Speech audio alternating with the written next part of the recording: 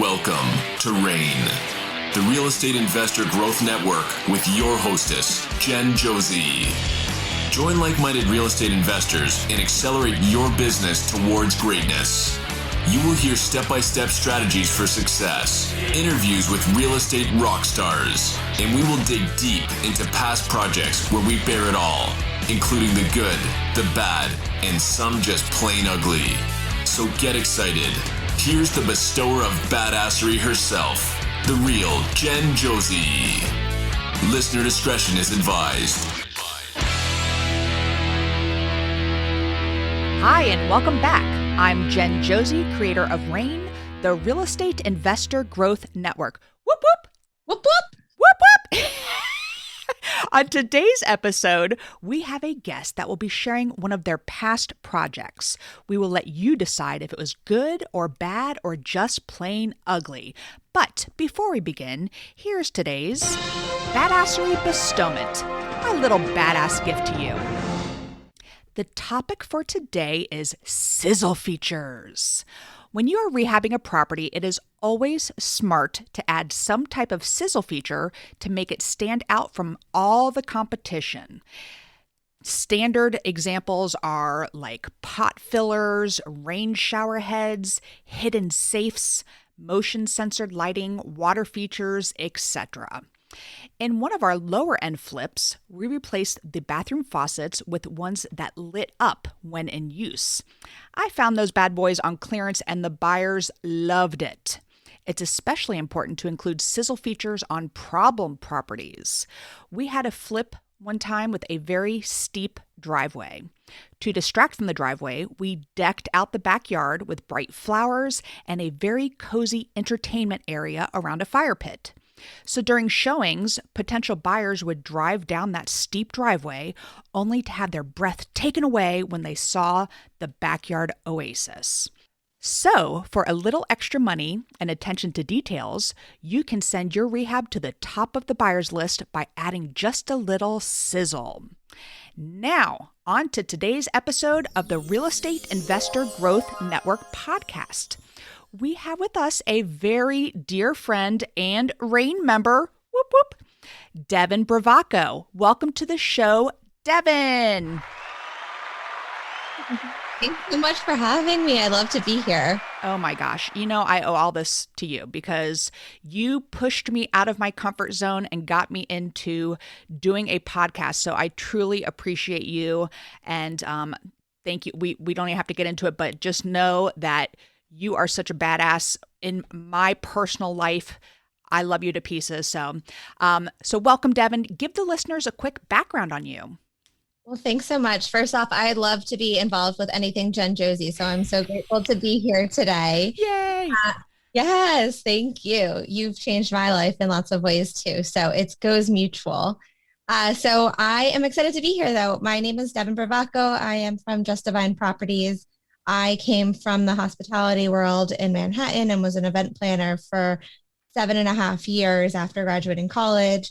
I loved it until I hated it. Where are you? Tell the listeners where you are. I am in New Jersey now. I am in central northern New Jersey.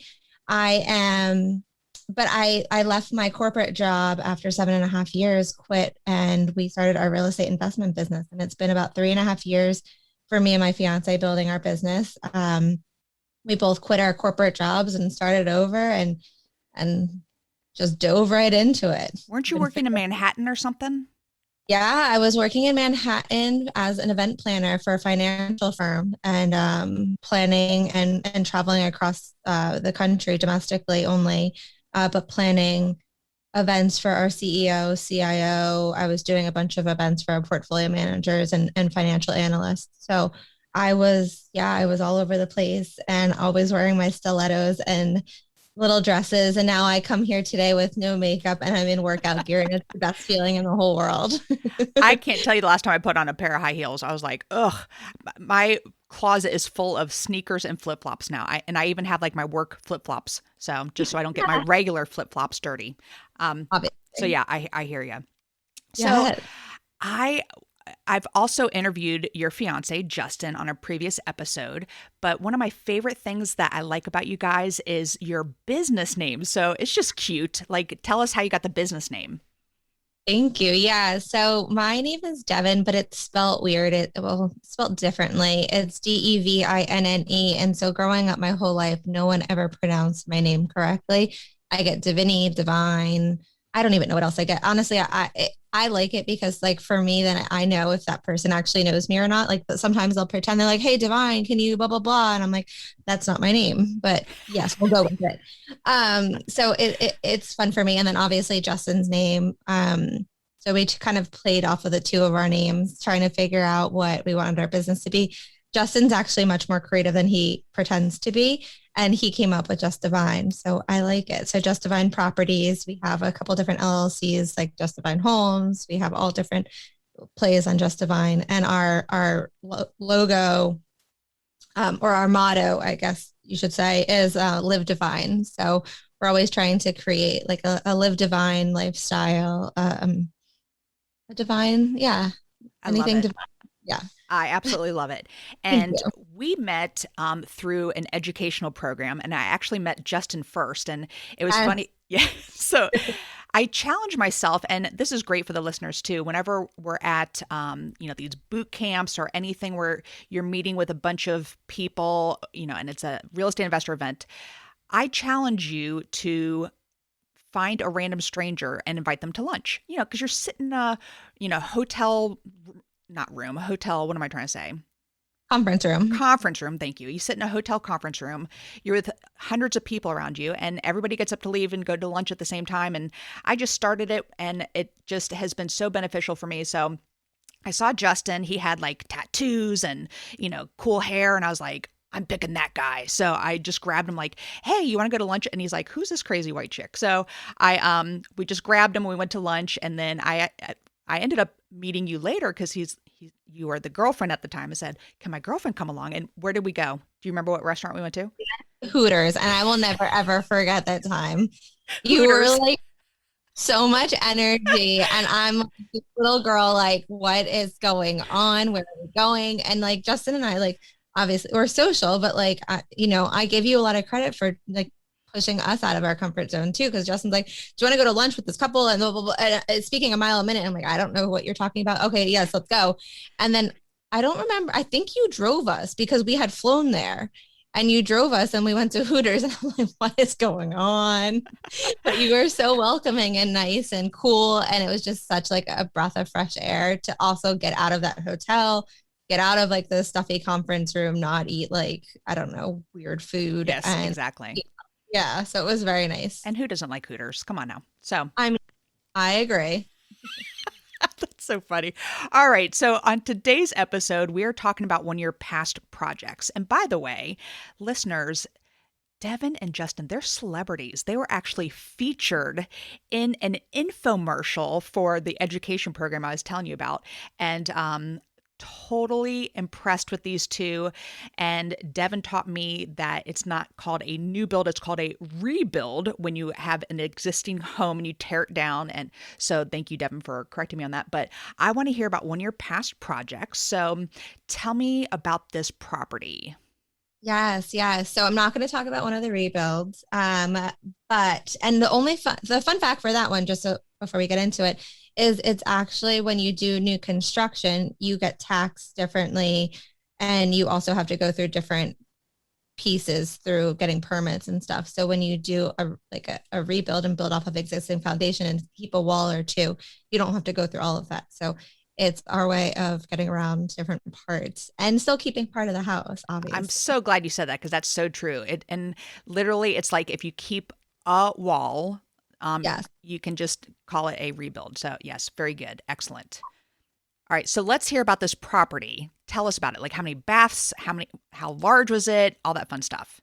Yeah, yeah. So this house, when we went to it, it was originally a 2-bedroom, 1 bath.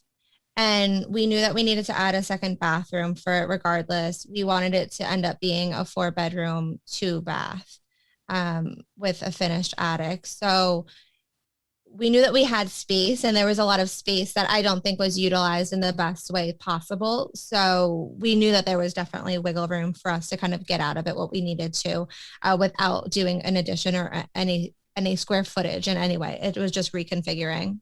And how'd you find this property? It was actually on the MLS. So I do think that you can find properties on the MLS. It was originally listed for $290. It was in Union, New Jersey. So that's like a price point and a market that we really like. So we try to like find houses that are under 300.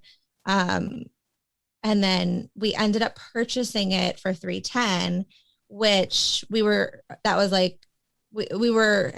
going back and forth trying to figure out what we wanted.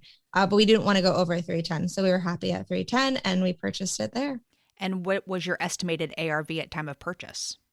Time of purchase, our estimated ARV is actually exactly what we sold it for. So we sold it for $475, which is exactly what we had wanted. So we were happy with that. Nice. And so you didn't add any square footage, but you turned a 2-bedroom, 1-bath into a 4-bedroom, 2-bath, or that was the plan at the time? That's exactly what we ended up doing. It was the plan, and we did follow through with it through some blood, sweat, tears, but we did get there. There was an attic that was a storage that we ended up turning into a bedroom, and it was so cute. I don't know why, but Justin and I have a thing for attics, and every house that we've ever done, we've finished the attics and we love them. It's always like our favorite part of the house. So we turned the attic into a bedroom. And then on the first floor, it was like a small office with this very large walk-in closet. And it was just like very weird where it was placed and what it was used for. So we actually turned that into a bedroom, and then the closet we turned into a full bathroom. So what was your estimated cost for repairs in the beginning? So our estimated cost was around 65 to 70,000. We ended up going to around 80,000 all in. Oh, that's not too bad. And No. let me backtrack just a second, because you made a really good point about finding properties on the MLS. Now, we know this market is insane right now, but when it starts leveling off, I agree. We have also purchased properties off the MLS and then still made money off them. So how does that work up there? Like, what do you have to do to the property if you find it on the MLS, et cetera? I would say I'm like so grateful. I love our real estate agent. She's incredible. She helps scour the MLS for us also. And she's just very strong and she's a great addition to our team. And she's like an extension of us. And so I think when you're finding properties off the MLS, it really, really, you have to have a strong agent who understands the real estate investor world too, not just like the home buyer, or, if you're retail, because it's a completely different world. There's different terminology. And it also helps that like we've purchased and sold so many properties with her. So we're constantly like, she has like us as a track record too. So she will put herself behind us and fight for us as well. So I think that's the biggest thing with having properties on the MLS, 100%. Love it. Great response to that. All right. So what was your projected timeline? Our projected timeline was 4 months for the project to be like in and out. And then we said like 5 to 6 months all in for us to then sell it. So we purchased the property, and it was actually my mom's birthday. So we purchased it September 16th. And then we actually had it under contract and it fell through.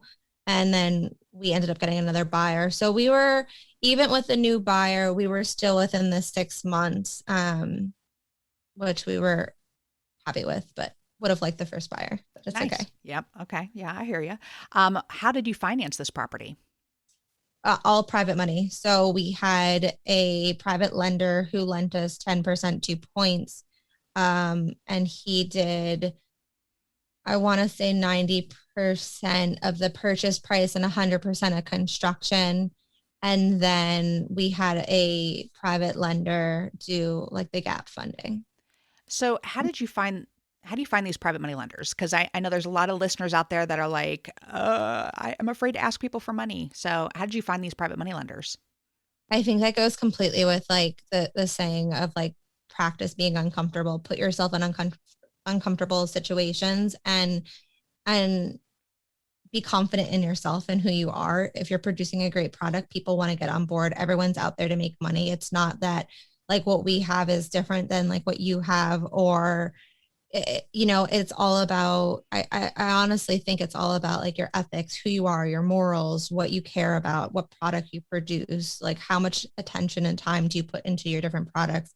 And then it really speaks for itself. And just be yourself. Like every person around you, yes, you can start with like family or friends, but I don't even know if that's like, we didn't even start that way. Like we kind of just started talking to people. I really love to talk to people. I love to talk to people about anything. I'm always game. And then honestly, it was just like forming connections, talking about what we did. And then, it's yes, it's risky for a private lender, but at the same time, they're making money. And if they trust the person, it's so much easier to make money that way by lending money than by taking on all the risks that we are doing in the renovations, because we're the ones that get paid last. Like you first pay off, everybody else, and then you get paid. So we're taking on a lot more risks. So if you have the money and you want to invest it, it makes total sense to be a private lender and make money that way. So were these people friends that you knew before, or they were strangers, or people that you met along the way? I mean, how'd that work? How'd you make those relationships? The main lender for this property, I met him through a friend who connected us. Justin and I had a phone conversation with him. I think we actually FaceTimed him at first. Had a phone conversation with him, and it helps too when you're referred through somebody, because like my friend referred us to this other gentleman, and so my friend's also kind of putting his name on our relationship also. And so I think that also helps like the ease of, because I think talking finances sometimes can be awkward and uncomfortable, especially when you're like, hey, give us money and we're going to do this house, like trust us, I've never met you before, so like I think it helps when you have a referral and somebody who recommends you. And so when my friend put like his name saying like these people are good people, I think it helps in a lot of ways, kind of break the ice. And then we had a FaceTime conversation even before we had projects. And that's exactly what I would recommend to anybody listening, is that don't try to find money when you need it. Find it and have it, and know who to reach out to when you do need it, but have that relationship and stay in touch with these people. Like, it's not like they're not just there, like they're not your bank. Like the reason of it is like, I have a friendship with a lot of these people who lend to us, and I care about them, like we send them messages, we send them different stuff during like the holidays. Like it's a trust thing. You have to trust one another, and it's human interaction. Even though like everything that we've been doing has been through like virtual, it's still human interaction, and they're still people. So check in on them, see how their family's doing, see how life is happening. How are you doing? What's going on? So I think it's just be yourself. So well said. Thank you for sharing all that, because that is really, really important. Were there any surprises along the way during construction and all that fun stuff? This is what the listeners love to hear about. Well, how much time do you have? Because I have a list. I think with any construction project, though, honestly, I mean, we do put a contingency in there because we know that something's always not going to be what we thought. I mean, just like the original, like part of what we thought, like we went in and we actually had from another project that we were working on, and it's in a great neighborhood. We had all these replacement windows that were in great condition that we kept. And we're like, oh, perfect. We can use this for the new house. Not one window fit in the side. Of course. Not one. And so like, we didn't have that, but we didn't have that budgeted for, but I mean, it's okay. But, then we're trying to create the bathroom, and you need to get an architect in there and all this, you have to go through the town and file permits and stuff. And at the time it was like right in the middle of COVID, and everything was like shut down, and the towns and dealing with all of that was just like impossible. And so I will say the town was amazing to work with. That's rare. Yeah, thankfully. I will say like everything I'm kind of saying now, like I'm kind of giving you the back end too of how we ended up fixing it. So like we try to look at it as like yes, it's not what we had planned, but like, how do we fix it? So for like the bathroom, they ended up allowing us have our plumber just draw kind of on a piece of paper instead of our architect coming. And then the town did like all virtual stuff for us, and they let us like move forward with it because they knew who the plumber was. So it ended up not holding us up at all. It just took a little while for us to kind of wrap our head around where we were going to put things, because we had to bump walls out. We had to change some structural pieces. There was like, and we knew it when we went into the house, but there was like a slope in the floor, and so we knew that there was some kind of structural part. And I think let me stop there for a second too, because I feel like when you hear the word structural, everyone kind of freaks out, but it's really not as big of an issue as like it's it sounds, I guess. And so it was a lolly column, for some reason was cut out of the foundation originally. And so you can see, like, if you put, like I always say, like, you put a marble on the floor, you see where the marble goes. And so you can see everything kind of was going inward. And so we had to add like a lolly column and kind of push everything. A lolly column? Yeah, you don't know what a lolly column is? I've never heard that before. Like the poles that like hold your foundation. So no? we call them piers. Oh, I've never called them that. That's so funny. Oh my goodness. New Jersey. Yeah. What's up? Oh, hey. And we do helical piers and just regular piers. And I mean, that's what holds up the interest. Yeah. No, I know. Lolly columns. Lolly column. I'm using that from now on. All right, keep going. So and that's not expensive to fix. But let me say one thing in here, though.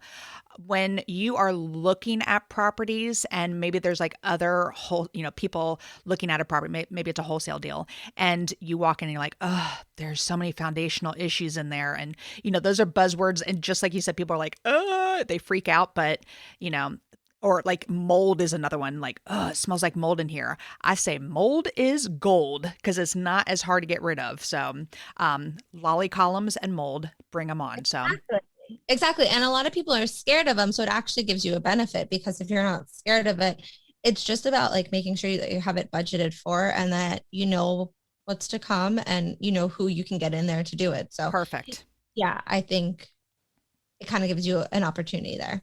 What else did we uncover? The stairs to the attic were very steep, but we actually had them grandfathered in, and we put carpet on them so that they weren't like as slippery. Yeah, I think those are like the biggest things. Oh, there is the neighbor, for some reason, was very adamant that 6 inches of our driveway was hers. I don't know why. It was a very, very big thing. And she said it, but it wasn't like we didn't have an easement ever on anything when we were purchasing it. It was never like a thing. And so we didn't know about it. We called the town about it. The town said not. Well, did you put the driveway in? No, the driveway was there. Okay. And so we called the town. The town basically said, don't worry about it. And so we're like, okay, like, so we, the driveway was kind of cracked and stuff. So we paved over the exact same driveway that was there. It caused like the whole thing. And we were like, what is going on? So then we had to get a surveyor out. They had to survey the property, show exactly where the property lines were. And then we actually had to cut the driveway 6 inches. Oh my gosh. And so thankfully it wasn't an issue, because the driveway was big enough so you could still fit a car in there. It was fine. Nobody had an issue with it. The buyer was the nicest guy. I don't even think questioned it, honestly. But it was this whole thing. It's just the strangest thing. But I'm really glad that she has her 6 inches back and can sleep at night if it makes her happy. But yeah, that was another. A lady does like 6 inches. So I mean, all right. But yeah, I don't know why that was like a thing, but it was. So we had to cut the driveway. I think those are like the majority.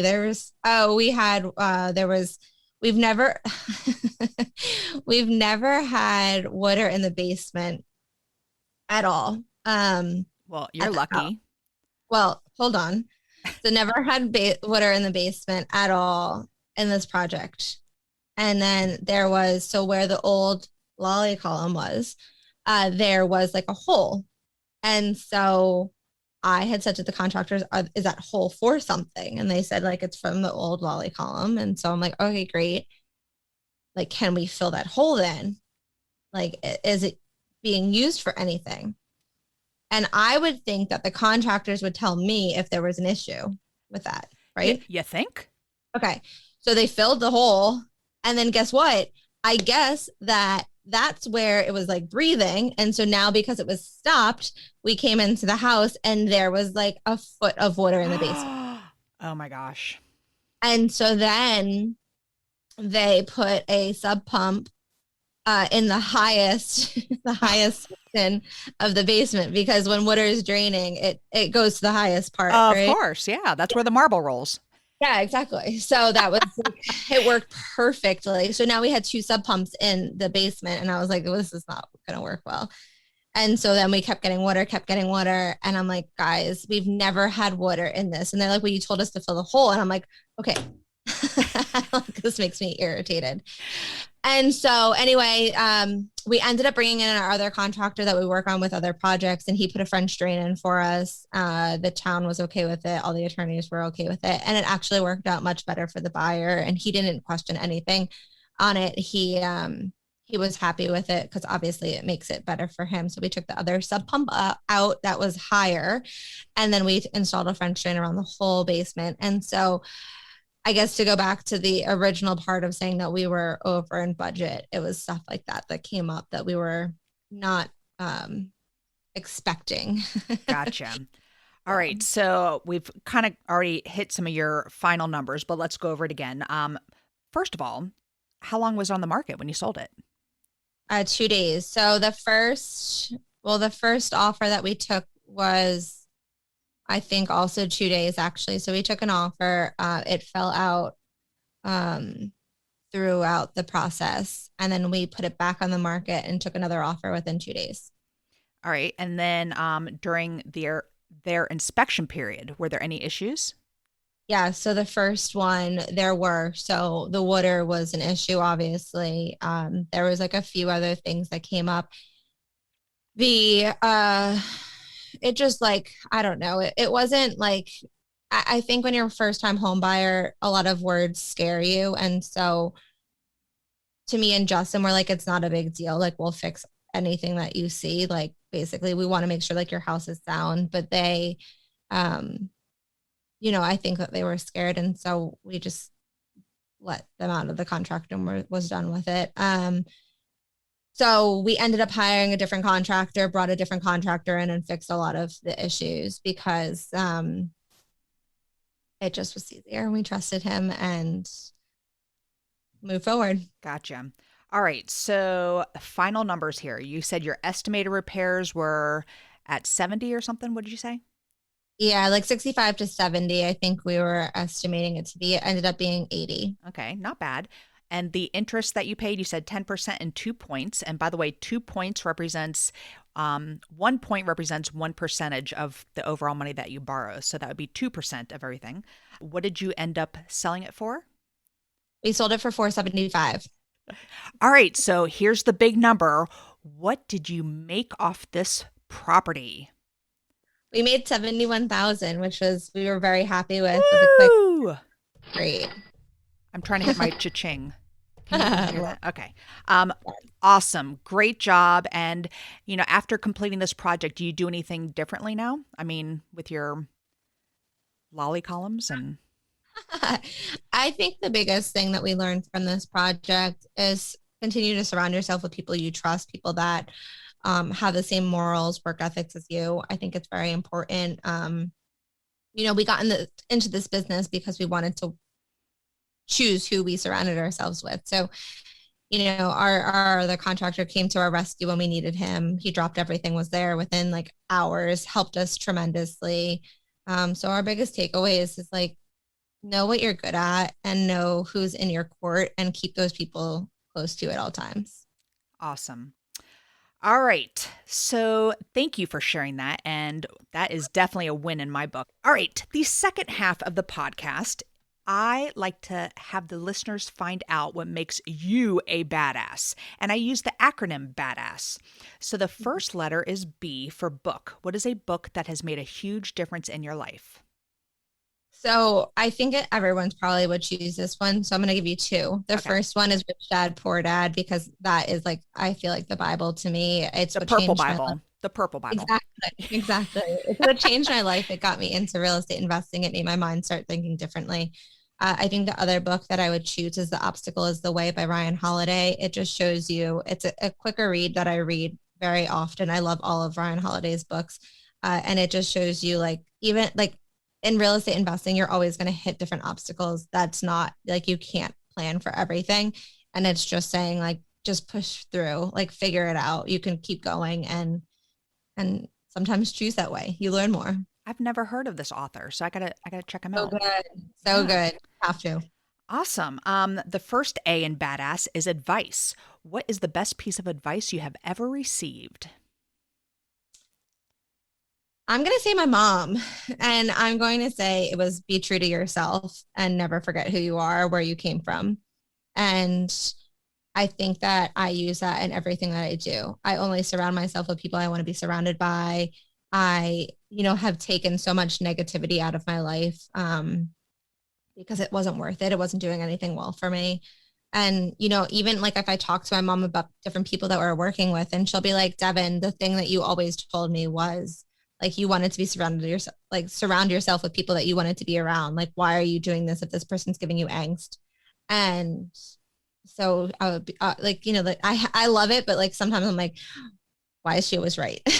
But I think that's the biggest piece of advice. And I do it with everything that I do too. Like stay true to who I am. I'm not going to try to pretend to be someone I'm not, just to fit in.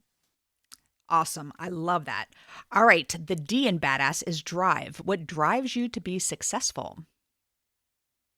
Uh, I think just my happiness, my health, like my family, my dog, like Oh, and you have a new one. I do have a new one. He's very sweet. Yeah, I think that's like honestly it. Like I'm so much happier now than I was when I worked in my corporate job. I think I'm healthier than I was when I was in my corporate job.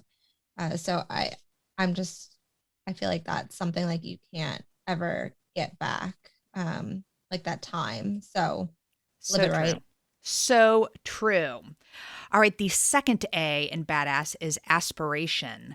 I'm a big goal setter. So, what are some goals you are currently working on or a goal? I love goals. You've actually helped me create some of my goals That's before. right. We did rain Great. together. Yep. Yeah, super helpful. Thank you for that. And I think goals are so important to like re-talk about at a lot of times. So you really helped me with that. But the biggest goal that we have right now is vacation rentals. So we've been looking in a lot of different areas to do Airbnbs and to do just different vacation rentals and find a different way to get passive income coming in uh, versus like the constant renovations. Because we're going to keep that up, but also have different areas. That's one of my goals. Don't you have like a fishing cabin or something? No, we don't. Justin's dream. We're working on it though. Oh, okay.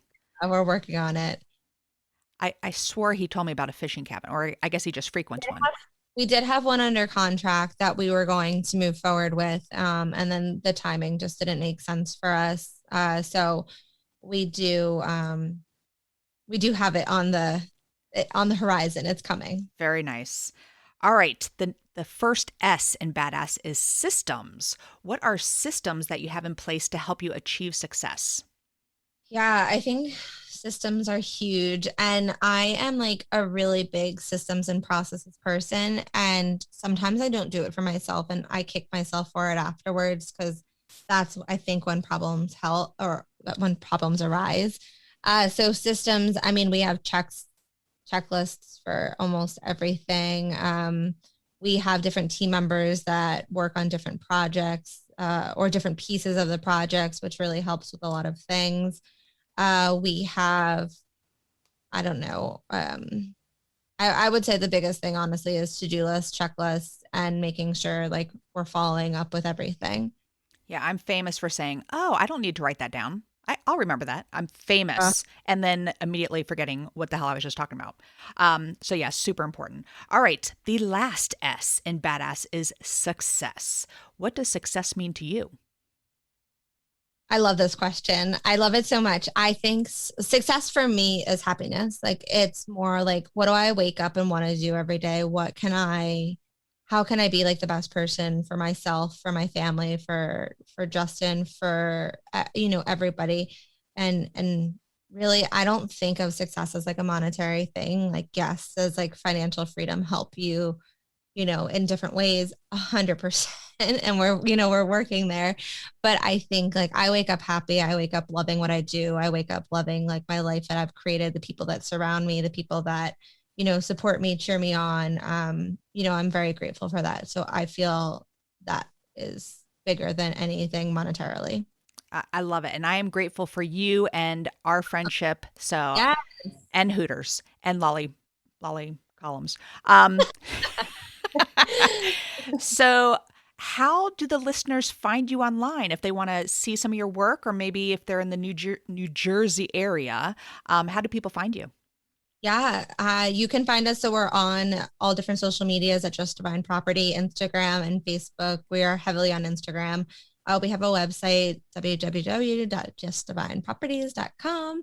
And then we also do design projects. So not only do we do renovations that we sell to retail, we also do design projects. So if you are in New Jersey looking for a design project for a homeowner, we are happy to help or put you in contact with someone who can help if we can't for any reason. So reach out. Instagram is the best way to get us. Send us a message, comment. We are a complete open book and love to talk and hear about everything. So reach out, give us feedback. Would love to hear from you. And I'm glad you brought up the design aspect, because I literally stalk all your after photos. I'm like, what colors did she pick? I got to do the same thing. So yes, you definitely are gifted at your design eye. So thank you, Devinne. I just love you to pieces. And I'm so glad you joined RAIN, our whole network of people. It's great to have you in there, and I learned so much from you. So thank you for being on the show. And that is all. Thanks for listening. We will catch you on the next episode. Now go out there and share your badassery. And don't forget, make it a great day. Take care. Bye-bye. Whoop, whoop. Whoop, whoop. Whoop, whoop. Thank you for listening to RAIN, the Real Estate Investor Growth Network. Be sure to subscribe on your favorite podcasting platform so you never miss an episode. If you need more badassery, you can follow Jen Josie by visiting therealjenjosie.com or become a member of RAIN by registering on rainmastermind.com.